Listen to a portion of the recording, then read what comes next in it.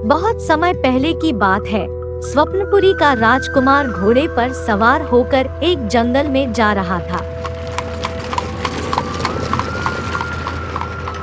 रास्ते से गुजरते समय उसे दूर एक बड़ा पेड़ दिखा और वह उसके नीचे आराम करने के लिए उतर गया। उसने घोड़े से उतरते हुए वह उस वृक्ष के नीचे आया और बैठ गए। और यहाँ एक भयानक गोलू भूत रहता था।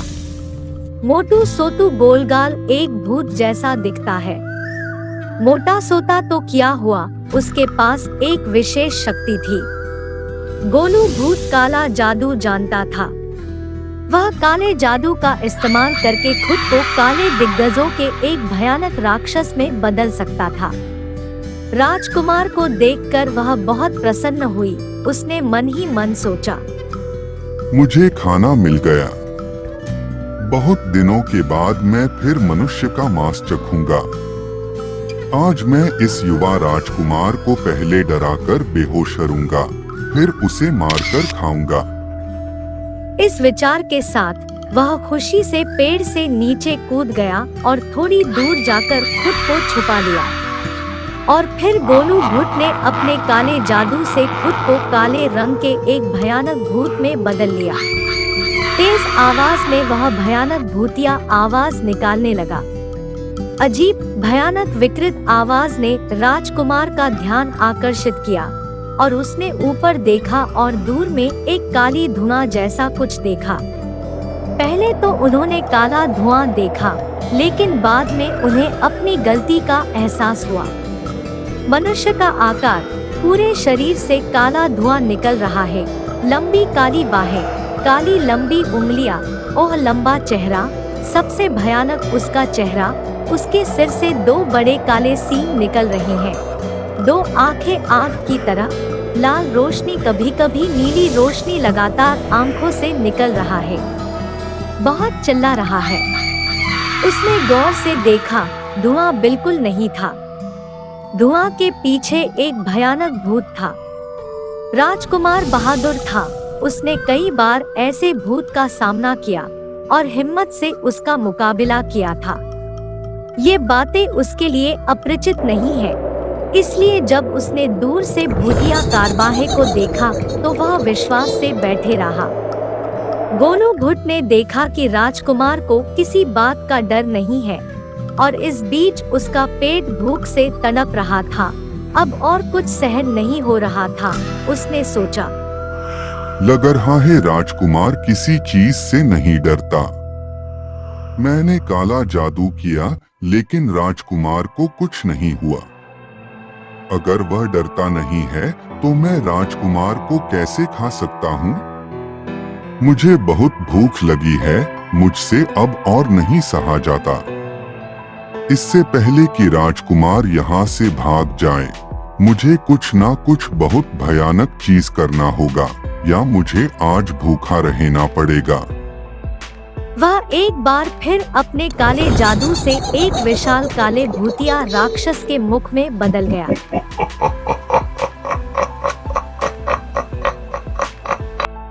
यह काले धुएं की एक मुड़ी हुई कुंडली, ड्रैकुला जैसे सफेद तीखे दांत, खून जैसी लाल आंखें, मुंह से आग निकल रहा है। तब भूत ने राजकुमार को आग से जला देना चाहा और भूत अग्नि की लपटें राजकुमार पर बरसने लगी। राजकुमार एक महान योद्धा था। उसने किसी तरह खुद को आग से बचाया। तब राजकुमार ने सोचा, यहाँ रहने से खतरा बढ़ सकता है। मुझे हंसे तुरंत भाग जाना है, लेकिन जाने से पहले मुझे भूत को मारने की व्यवस्था करनी है। फिर उसने वहां बम रखा और तुरंत घोड़े पर सवार होकर वहां से निकल गया।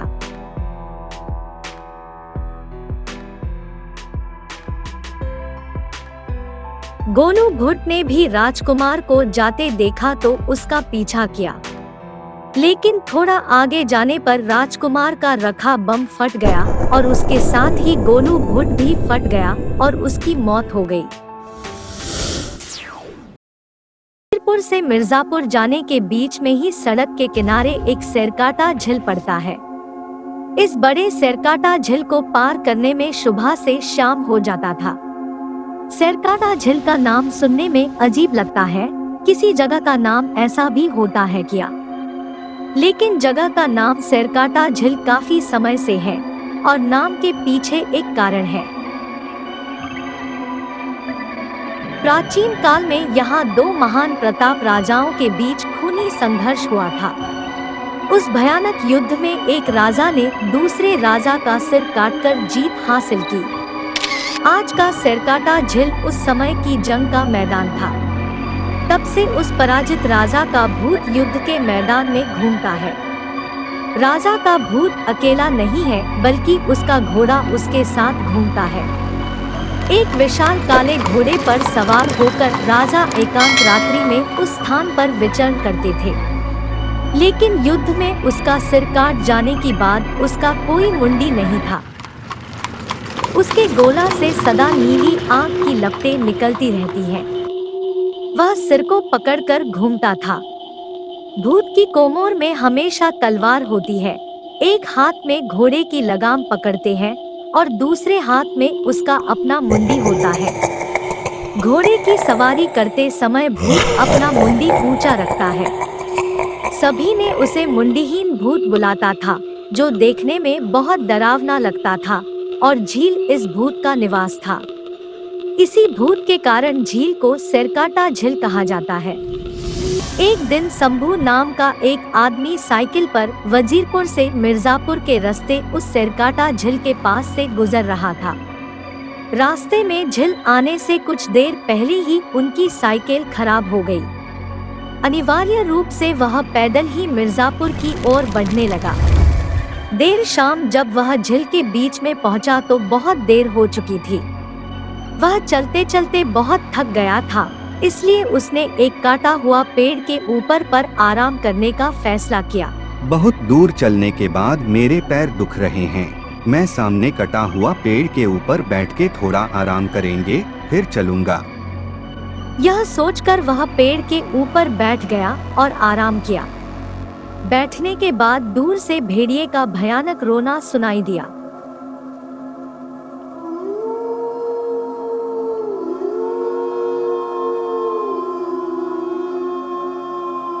भेड़िए की पुकार और तेज हो गई। अचानक दूर से रात का उल्लू ने पुकारा। उसने उठकर टार्च जलाई और इधर-उधर देखा, पर उसे कुछ दिखाई नहीं दिया। शंभू ने पहले भी सिरकाटा झील के बारे में सुना था, इसलिए वह इस जगह से अच्छी तरह वाकिफ था। इसलिए उसने देर न करते हुए तुरंत टार्च जलाई और वहां से मिर्जापुर की ओर चल पड़ा।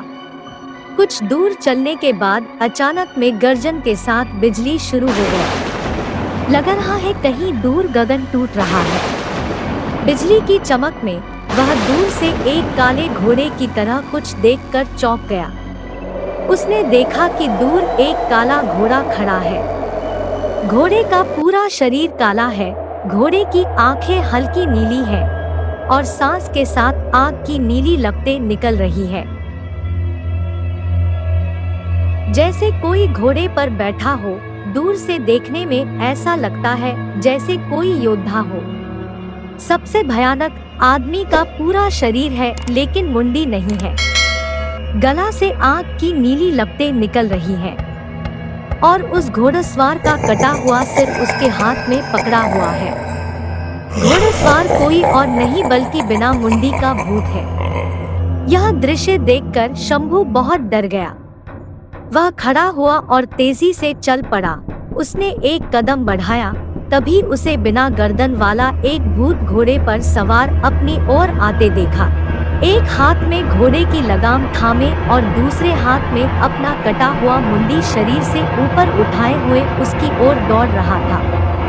मुंडीहीन भूत को अपनी ओर आते देख शंभू का सारा शरीर ठंडा पड़ गया। वह डर से खड़ा हो गया।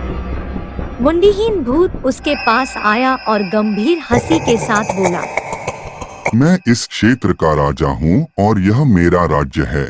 मुझे कोई प्रजा पसंद नहीं है, इसलिए मेरे राज्य में कोई प्रजा नहीं है। तुम कौन हो? तुम यहाँ क्यों आए हो? तब शंभू डर के मारे बोला,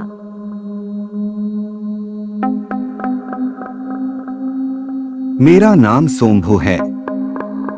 मैं मिर्जापुर जा रहा हूँ। मेरी साइकिल सड़क पर खराब हो गई है, इसलिए मुझे बहुत देर हो गई है। मैंने यहाँ आकर गलती की। मैं तुरंत निकल जा रहा हूँ। फिर मुंडीहीन भूत बोला, नहीं, तुम झूठ बोल रहे हो। तुम पड़ोसी राज्य के जासूस हो। मुझे सब पता है, तुम झूठ नहीं बोल सकते। विदेशी जासूस, हम आज तुम्हारी गर्दन काट देंगे। जैसे ही मुंडीहीन भूत ने ये कहा, शंभू तुरंत पीछे मुड़ा और दूसरी बार देखे बिना भाग गया। वह बड़ी मुश्किल से भाग निकला और वजीरपुर आ गया। उसके बाद से वह कभी मिर्जापुर नहीं गए।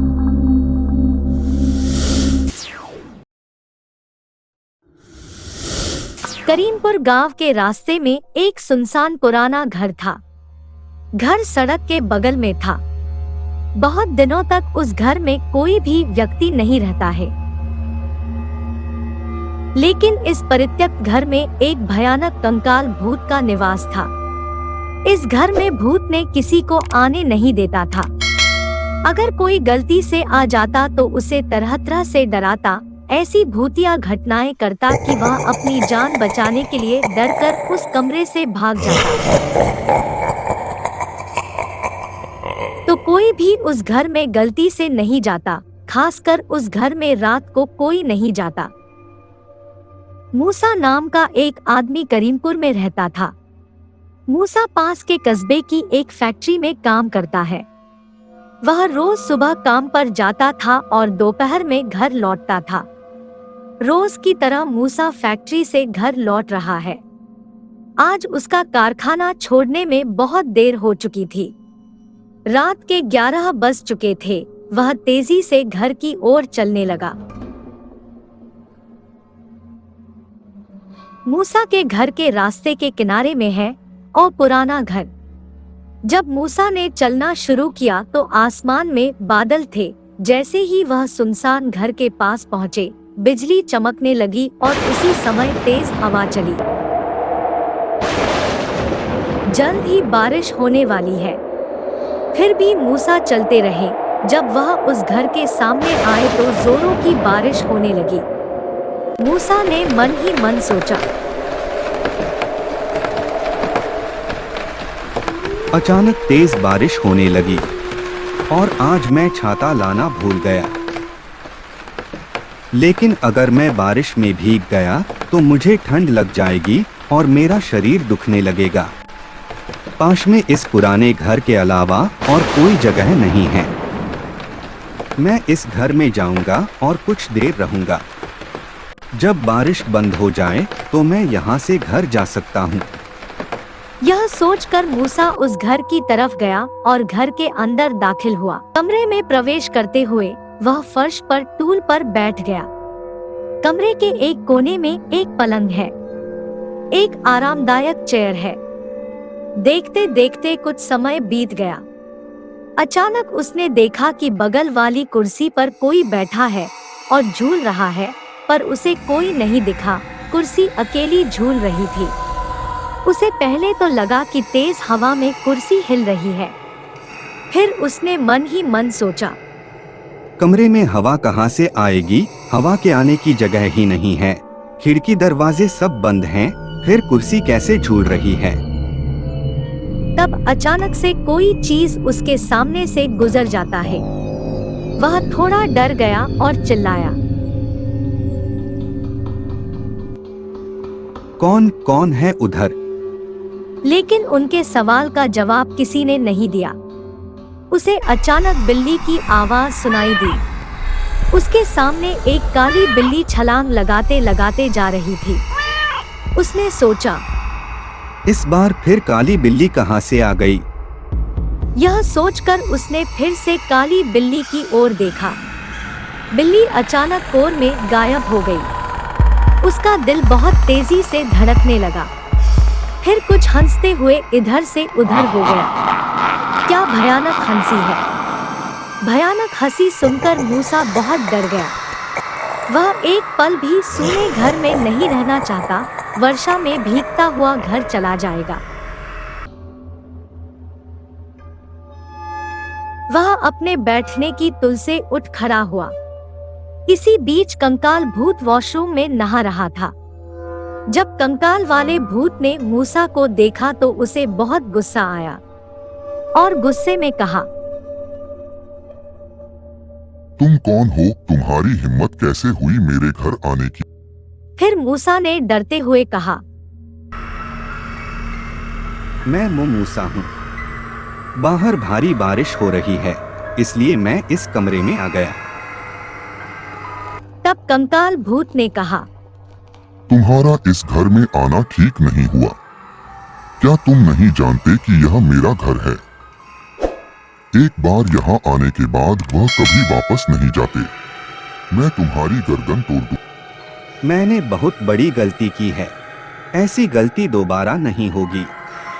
इस बार मुझे माफ कर दो, मुझे जाने दो, मैं यहाँ फिर कभी नहीं आऊंगा। तुमने इस घर में आकर बहुत बड़ी गलती की है। इस गलती की कीमत तुमको तुम्हारी जान देकर चुकानी पड़ेगी। यह कहकर कंकाल भूत खिलखिलाकर हंसते हुए उसके पास आया। जैसे जैसे भूत मूसा के करीब आया, उसका आकार बढ़ने लगा। जैसे ही वह मूसा के पास पहुंचा, वह बहुत बड़ा हो गया और उसने मूसा की ओर हाथ बढ़ाया। मूसा उस नजारे को देखकर बेहोश हो गए और घर के फर्श पर गिर पड़े।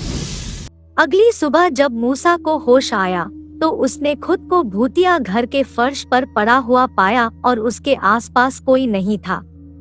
उसे तुरंत याद आया कि कल रात क्या हुआ था और वह दौड़ता हुआ घर आया। इसके बाद से मूसा ने रात में उस घर की पास नहीं जाता था।